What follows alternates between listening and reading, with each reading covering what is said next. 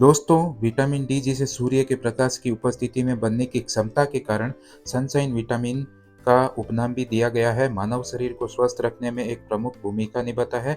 इसका मुख्य कार्य कैल्शियम अवशोषण को बढ़ावा देना है, जो इसे हड्डियों के विकास और रीमॉडलिंग के लिए आवश्यक बनता है।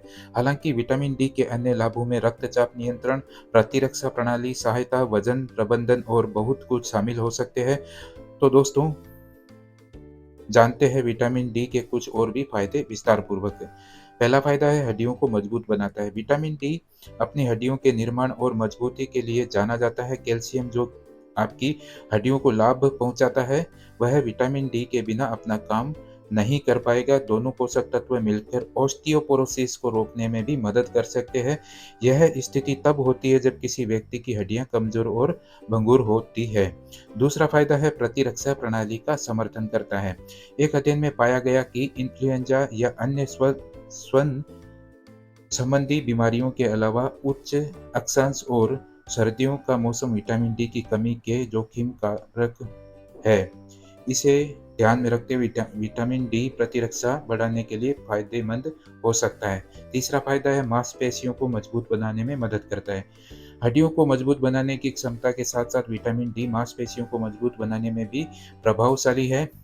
यह विटामिन मांसपेशी तंतुओं के विकास और वृद्धि में सहायता करता है, जिससे हड्डियों के सहारा मिलता है, संतुलन बढ़ता है और गिरने का खतरा कम होता है। चौथा फायदा है मौखिक स्वास्थ्य को बढ़ावा देता है। मौखिक स्वास्थ्य में विटामिन डी की भूमिका पर बहुत अधिक शोध नहीं हुआ है।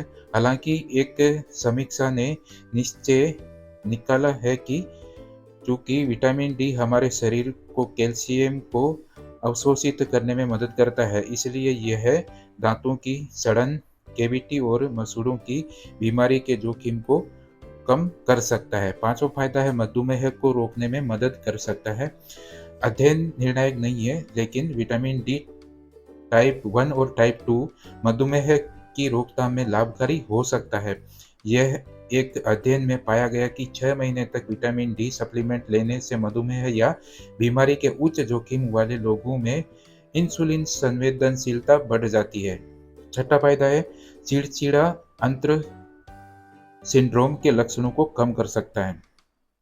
Vitamin D implement bowel syndrome IBS वाले व्यक्तियों के लिए मददगार हो सकता है, क्योंकि आईबीएस वाले लोगों में विटामिन डी की कमी हो सकती है। कुछ शोधकर्ताओं ने एक समीक्षा में पाया कि 572 प्रतिभागियों के डेटा वाले 6 अध्ययनों में विटामिन डी सप्लीमेंट्स और कम गंभीर आईबीएस लक्षणों के बीच एक संबंध था।